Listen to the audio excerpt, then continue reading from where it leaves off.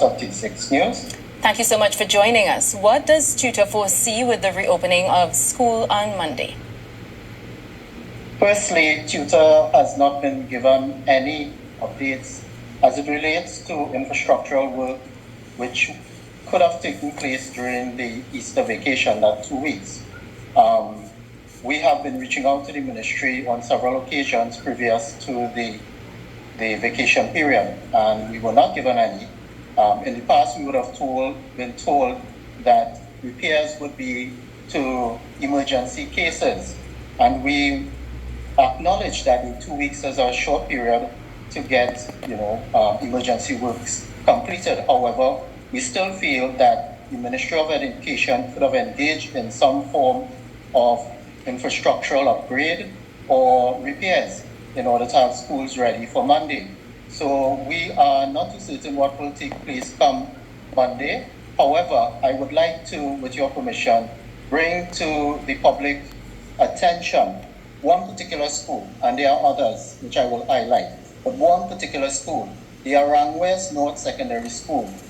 The Block E of that school has been shut down for the last 3 years. And yes, I say it again, 3 years, because of the theft of copper electrical cables at that school. And teachers as well as students are being challenged in order to have classes there. We have classes being taught in physics, chemistry, other areas as well. And there's challenge to find space throughout the school. And what is potentially a problem come the new academic year is that some of the offerings may not be possible because of this lack of space for the teaching of some of these courses. We also find that the school had installed, when it was built, an HVAC system that never worked and never worked properly. And they have been replaced by about 150 split units, AC units, and that has not provided adequate ventilation to the school. Coupled with that, the units have not been serviced, and some of them needs to be repaired or replaced. We also have problems with plumbing. The school only has 1 out of 2 school safety officers. There isn't a PA system for the school. And these are a number of challenges that the school faced for 3 years. And it seems as if the Ministry of Education has forgotten the school. We are calling on the Ministry of Education to implement the necessary remedial works at that school. We have other schools. I've been given reports of one primary school for 2 years having a leaking sewer system, breach in the perimeter fencing, as well as perennial flooding every time we're into the rainy season. We've been told about St. George's College being relocated to the original compound, but this is just rumors we are hearing. So the Ministry of Education has not been reaching out to us to give us an update. So we will have to be now going out to our schools on Monday. We are quite prepared to visit Arangwes North Secondary, but other schools as well.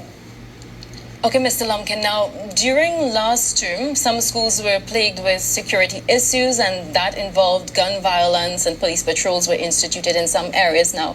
Do you know whether the TTPS will continue to maintain a heightened presence in these schools that were in so-called, or that are in so-called hotspot areas? We have not been given any assurance or reassurance by the Trinidad and Tobago Police Service. We are hopeful, though, that the issue continues to be on the front burner for the Trinidad and Tobago Police Service, TTPS, and the Ministry of Education. Sometimes we wonder how come between inter-ministerial agencies or even permanent secretaries between ministries are not seemingly not working together in order to provide service to our schools. And we are really hopeful that it will not be that the schools are not being observed by the TTPS and that it will not continue. We have found in the past that when the issue is brought to the attention, we get the necessary support. And then when people feel that the issue is no longer required the attention, then you get it goes back to the original situation. We are hopeful that the TTPS will work with our administrators and with the Ministry of Education to ensure that our schools are being monitored and patrolled in order to have the safety of our occupants at the nation schools safely coming and coming out of school as well too. But that is not the solution that we are looking for. There has to be a deeper solution in order to deal with violence and indiscipline in our nation's schools. Now, Mr. Lumpkin, it has often been said that dealing with that problem, you have to deal with it from a holistic perspective. Does TTUTA have a message to parents who would be sending their children back out to school on Monday as it pertains to attempting to curb school violence? I would want to assure the general public and our parents that our nation's educators throughout Trinidad and Tobago will be doing their best to have their children safe while they are at school. I would also want to implore the parents to also monitor your children as well too, because sometimes you are not aware of the activities or the company that they keep. So you need to be mindful and always vigilant when it comes to that. So when it comes to the nation's children in the schools, our educators will do as much as they can and go beyond, sometimes beyond the call of duty. However, we need the cooperation of our parents as well in order to help the situation as it relates to violence and indiscipline be reduced in the nation's schools. Well, thank you so much, Mr. Lumpkin, for taking the time to speak with us. We do appreciate that. You're welcome anytime, and thank you for having me.